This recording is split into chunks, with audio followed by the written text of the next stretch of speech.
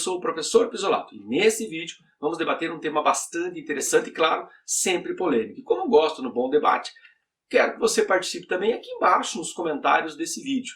Esse tema me apareceu através de uma postagem naquelas navegações aleatórias que a gente faz pelas redes sociais. É o tema de um dos muitos grupos ateus que fazem proselitismo ao ateísmo no Brasil, fazem defesa e divulgação das ideias do ateísmo no Brasil. Como você vê aí nessa postagem, o ateu que fez ela defende que, independente da presença ou não, da crença ou não em deuses, o ateu pratica valores como compaixão, como misericórdia, como ética e lógica, aqui tratados como valores. Muito bem, a minha pergunta é para a comunidade ateia, de onde vêm esses valores, uma vez que não pode haver uma origem divina segundo o ateísmo?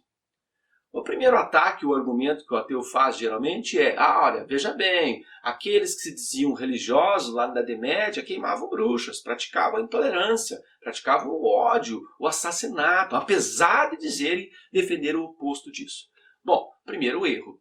O religioso ou qualquer outra pessoa que pratique valores como ódio, a intolerância, o fazem ignorando a verdade e não por causa da verdade. Vou dar um outro exemplo bem mais mundano. Se eu lhe pedisse para escolher entre dois modelos políticos, a democracia ou a ditadura. Claro, excetuando se você sofre de algum tipo de carência cognitiva histórica ou algum tipo de sociopatia, você vai escolher a democracia. E eu lhe pergunto, apesar de existirem políticos corruptos que, conhecendo ou ignorando as regras da verdade sobre a democracia, ainda assim assaltam os cofres públicos e causam imenso sofrimento não só econômico como social ao Brasil. E ainda assim você prefere a democracia? Veja, a democracia seria, na minha analogia, a verdade. E a prática corrupta dos políticos seria a ignorância da verdade. E isso não é a democracia. A corrupção não é a democracia. A corrupção é a ignorância da verdadeira democracia. A verdade é absoluta, transcultural e independe da vontade do indivíduo. Imagine, por exemplo, você que a lei da gravidade criou a gravidade. Não, a gravidade já existia antes de Newton. Nós apenas ignorávamos o seu funcionamento. Mas e queimar bruxas na Idade Média? Ora, sim, os homens da igreja agiam em ignorância e por isso promoviam as queimas de bruxas e as perseguições religiosas. Isso não era a verdade, isso era a ignorância da verdade. No entanto, a nossa pergunta permanece. De onde vêm esses valores para a comunidade ateia, já que não existe uma origem absoluta e divina? Seriam, por exemplo, esses elementos, compaixão, piedade, misericórdia, vamos usar o argumento ateu, lógica e ética, como sendo aqui valores, códigos naturais, ou seja, estariam impregnados na nossa genética? Se sim, se são naturais, se a compaixão é natural, se a piedade é natural, se o amor ao próximo é natural, estão na nossa genética, como é que eles foram parar lá dentro da nossa genética? E o ateu fica feliz? Ora, é óbvio, seleção natural, já que a argumentação para tudo que é natural para aquele que é ateu está relacionado ao darwinismo. O darwinismo explica características naturais através da seleção natural. Bom, eu lhes pergunto, qual é a vantagem evolutiva do autossacrifício? Sim, seleção natural trabalha com vantagens evolutivas. Qual é a vantagem natural do autossacrifício? E mais, sendo naturais, tão naturais quanto respirar ou fazer necessidades fisiológicas, como é possível escolher voluntariamente um elemento natural, como caridade ou justiça? Se eles são naturais, como são naturais as demais funções do organismo, por acaso eu naturalmente posso deter a multiplicação celular, como posso escolher ser injusto? Temos um problema nesse argumento natural. E se são naturais esses valores, qual é o órgão onde ficam esses elementos naturais? Onde especificamente, em qual órgão especificamente fica a compaixão?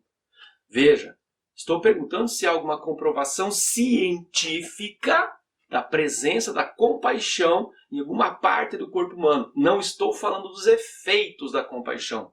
Estou falando da presença natural, genética, um órgão que contém a compaixão no ser humano. E não os efeitos facilmente comprováveis da compaixão através de uma simples ressonância. Mas aí o efeito não a origem. Muito bem. Se são naturais, eles não deveriam ser relativos, né? Já que, se são naturais, todos os seres humanos deveriam ter presentes no seu código genético esses valores. Afinal, compaixão não pode ter significados diferentes se ela é natural. Assim como o sistema urinário, natural, não é diferente dentro da espécie humana. Ora, temos um próximo problema. Como explicar, por exemplo, que o nosso conceito de compaixão se sente chocado quando eu falo, por exemplo, que na Somália as meninas recém-nascidas passam por um processo doloroso chamado de ablação genital, que é basicamente retirar todo o aparelho reprodutor externo feminino. Isso mesmo, são tirado, excluído, extirpado o órgão genital externo em sinal de compaixão. Porque a Somália acredita que essas meninas não sofrerão o pecado da carne e por isso faz essa mutilação genital das meninas. Por acaso você, ateu, não está me dizendo que nós e os africanos somos de espécies diferentes e por isso teríamos ações naturais diferentes? Não, claro que não. O ateu com certeza irá me dizer, veja bem, isso acontece porque os valores são relativos às culturas.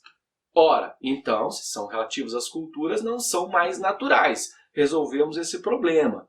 Valores como compaixão, caridade, piedade, amor ao próximo não são naturais e sim relativos às culturas. É isso que você está me dizendo. Bom, então eu posso afirmar que não há nada de errado no Afeganistão proibir as mulheres, as meninas, de estudar, como é o famoso caso da Malala, que sofreu uma tentativa de assassinato, tentaram queimar a menina Malala dentro do ônibus, tudo porque ela queria estudar. Não, de maneira nenhuma, professor, isso está obviamente errado. Ora, os afegãos deveriam usar, por exemplo, então, a razão para ver que isso é errado. Construir uma ideia de certo e errado a partir da razão. Tudo bem, mas essa razão que deve ser utilizada pelos afegãos, por exemplo, ou pelas mulheres da Somália, para que elas possam caminhar em direção ao certo e errado, nos leva a outra pergunta, meu irmão ateu. Aonde fica esse certo e errado? Quem diz aonde é o lugar certo para onde a razão deve nos conduzir? Temos mais um problema. Você me disse, ateu, que os valores não são naturais e sim culturais. Logo, a noção de certo e errado, a noção de verdade, também deve ser, no conceito ateísta, cultural e não natural. Mas qual cultura detém esta verdade?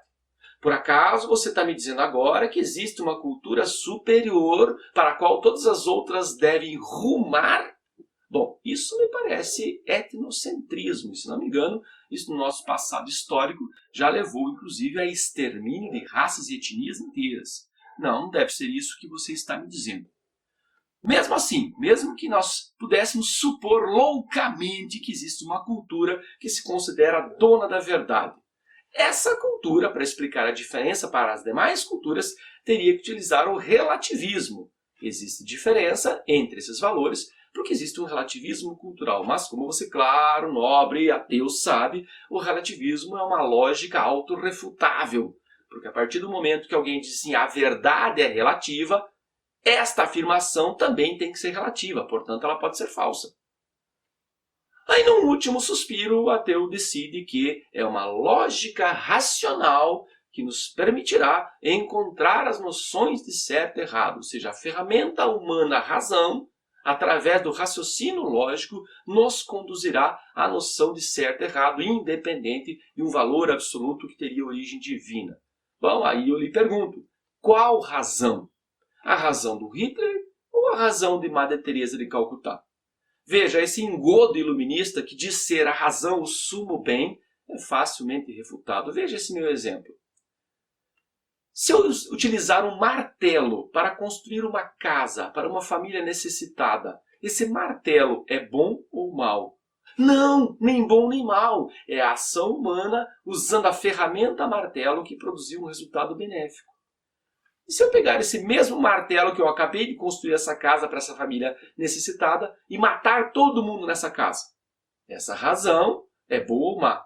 Novamente, o martelo não é bom nem mal. O uso humano do martelo como ferramenta tornou-se um benefício quando construímos a casa ou um malefício quando matamos a família inteira. A razão como esse martelo é uma ferramenta. Ela não é nem boa nem má. E mesmo que eu considero a lógica como um valor, aonde estaria a lógica racional do autossacrifício? A não ser que estejamos falando aí de um tipo de lógica emotiva, estilo sessão da tarde, nós estamos falando de lógica racional. Tem que haver uma conclusão lógica racional e não simplesmente uma lógica emotiva. Se for uma lógica emotiva, nós retornamos ao início desse vídeo. Qual é o berço, a origem dessa emoção que move a lógica? Não, professor, você não entendeu. Nós ateus estamos dizendo que a razão, quando utilizada, deve ser ponderada pelos valores humanitários. Ótimo, aí eu concordo com você. A razão humana ponderada por valores humanitários, como a razão da Madre Teresa de Calcutá, portanto. Só que você me disse que a razão era a fonte dos valores. Ora, o efeito não pode vir antes da causa. Como pode a razão ser embasada pelos valores se os valores ainda não existem, já que eles são criados pela razão? Aí é uma cobra comendo rabo. Nós não chegaremos nunca a esse final desse exercício lógico racional. O fato, meu irmão ateu, e aqui eu encerro esse vídeo citando Frank Turek e Norman Geisler, nesse livrinho bem interessante chamado Não Tenho Fé Suficiente para Ser Ateu. E é basicamente isso que eu digo para você, ateu. É preciso muita fé para ser ateu. Vamos alimentar e vamos continuar com esse debate saudável. Dê o seu joinha aqui no vídeo, não esqueça de deixar seus comentários. Valeu!